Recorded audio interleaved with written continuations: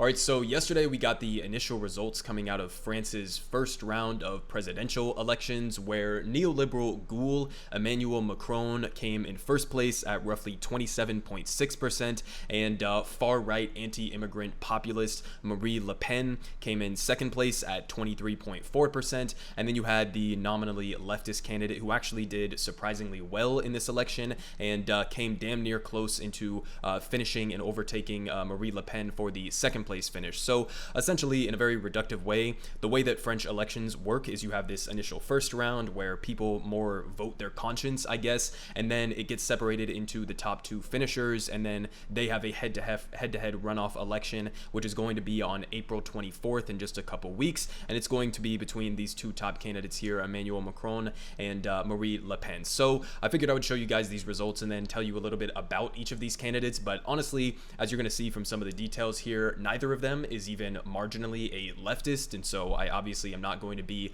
too much of a fan of either of them, and it's never really a good idea to do, analogies or cross comparisons between different countries' political systems and their candidates. But if I had to give you guys an analogy in terms of who Emmanuel Macron and Marine Le Pen would represent in US politics, I'd say Emmanuel Macron is close to somebody like a Pete Buttigieg type figure, and Marine Le Pen would be somebody like a Tucker Carlson type figure who's very anti-immigrant in many ways, but also pretends to be a economic populist on some fronts. So let's go ahead and get into some of the details here from Vox News. They say Macron and Le Pen's inevitable face-off exposes a major shift in French politics. So Sunday's first round of French presidential elections follows days of chaotic roller coaster polling, and incumbent Emmanuel Macron's once comfortable lead over right-wing politician Marine Le Pen all but vanished going into the contest on April 10th.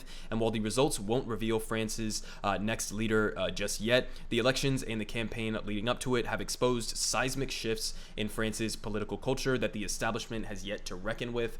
And they say France's elections are divided into two rounds. The first round selects the two frontrunners, and the second selects the winner, who has a 5-year mandate to govern. And they say, quote, "There's a lot of candidates in the first round," explained Susie Dennison, the director of European Power Program at the European Council on Foreign Relations. And she says, "The idea of the system is that you vote with your conviction in the first round, and then you vote strategically in the second round. And what that means is French voters typically cast their ballot for the candidate they really want in the first round and against the candidate whom they don't want in the second round." So a big question in this is going to be, where do some of these nominally leftist voters here from the Mélenchon camp end up? Do they get motivated to go and actually, suck it up and go vote for Macron? Do they flip over to Marine Le Pen as she is espousing some nominally more leftist policies, economically at least? Where are they going to go? Are they just going to stay home? That's going to be a pretty large determining factor in the inevitable conclusion of this, but they continue with a little bit more context, saying that this election solidifies the shift away from France's traditional politics.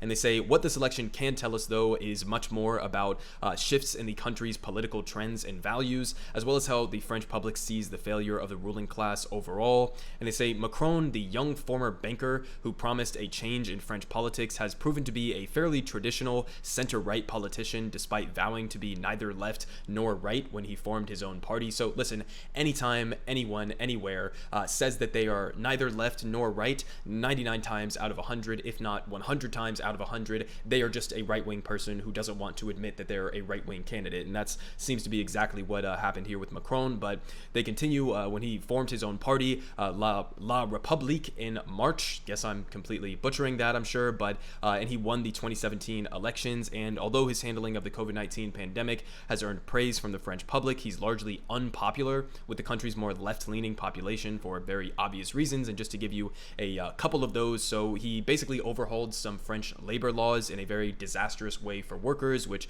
led to protests against him and definitely a growing left-wing resentment of his presidency. And again, I'll link all of these down below in the description. But another example, France's rich get much richer after abolition of wealth tax, so he was giving tax cuts to the wealthy and big businesses. And again, finally, President Macron of France is fighting to raise the retirement age ahead of the election. So this was literally something he was focusing in on as we were heading towards this election recently, is he was trying to raise the retirement age. I mean, again, just how are you going to let yourself get outflanked from the left by somebody like Marine Le Pen, who is coming out and openly saying, no, we shouldn't be raising that retirement age? So it's just, honestly, again, just this hollow, pathetic neoliberalism that somebody like Emmanuel Macron represents, and allowing himself to be outflanked from the left on some of the most important core economic issues that people in France are facing. But they continue with a little bit of details on Le Pen, saying that Le Pen's right-wing National Rally Party, previously called the National Front, was founded by her father, Jean-Marie Le Pen. I encourage you guys to go Google this guy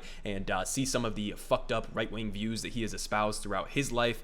And they say she is therefore considered a high-profile right-wing leader who, like her father, has run in prior presidential elections, and she steadily gained traction since her first contest in 2012, coming in second to Macron in the first round of the 2017 elections with 20.75% of the vote, and to his 23.39%. And then Le Pen bombed in the second round after a disastrous performance in a televised debate with Macron and a plagiarism scandal that sank her polling numbers. So she got absolutely clobbered in a head-to-head back in 2017 against Macron, but this seems like it's a completely different situation right now, and she has managed to tamp down her reputation as this extremist on the far right. But they continue saying she has been a force in the French and European politics, both as a member of the European Parliament and a part of the French National Assembly, and as a potential frontrunner in the first round of elections. Her party, once on the political fringes, is now shockingly close to power, and that's due to a combination of factors, both Denison and Barizin said. Besides the lack of viable left-wing candidates other than the dark horse Mélenchon, who was closely trailing Le Pen in the days leading up to the election and could grab some of her votes on Sunday, Le Pen is sincerely politically adept and considered almost a populist chameleon. So again, willing to sometimes lean into marginally left-wing economic populism, even in combination with her much more right-wing views on things like immigration and otherwise. And don't get me wrong here, guys, she's not like an actual left-wing populist in really any way, shape, or form. She's just kind of sort of outflanking a neoliberal ghoul like Emmanuel Macron from the left. And so comparatively, she seems like she might be much more of a leftist on some very specific economic issues, but at the end of the day, this is one of the most right-wing elections in terms of both of these candidates in modern French history. But they continue saying, most pertinently for the present climate, Barizin said, Le Pen has been focusing on domestic and economic issues, and he said she's been talking about purchasing power, focusing on people in the outskirts of France, people who have to pay more for gas, and that is a powerful message. So just focusing in on the basics of the economic situation that French people are feeling. And that kind of economic message resonates outside of France too, due to rising prices from global inflation and, in the case of gas and other fossil fuels, attempts to divest from Russian oil due to its invasion of Ukraine.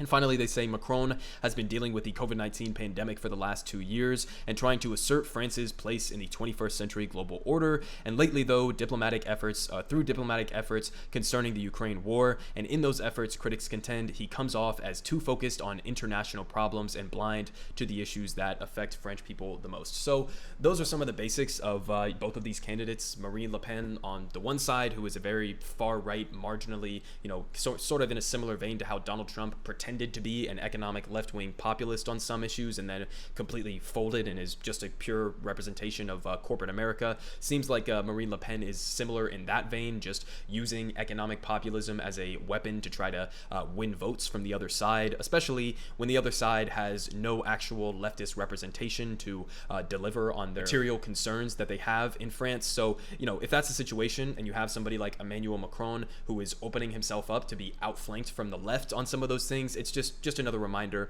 in terms of how pathetic these neoliberals can be sometimes in these elections. But at the end of the day, it would be an absolute disaster if Marine Le Pen became the president of France. It's not going to be that much better for average working class people in France if Macron is elected. So just another reminder that this is the Overton window that we are dealing with right now, especially as there is this surge of right-wing nationalism and populism taking over Europe as well as here in the United States to a large degree. So that's the latest updates on the French elections, and I'm sure as we get closer to them over the next couple of weeks that I'll be able to give you guys more details in terms of how these people are running their campaigns and who it looks like is going to come out victorious on the other side.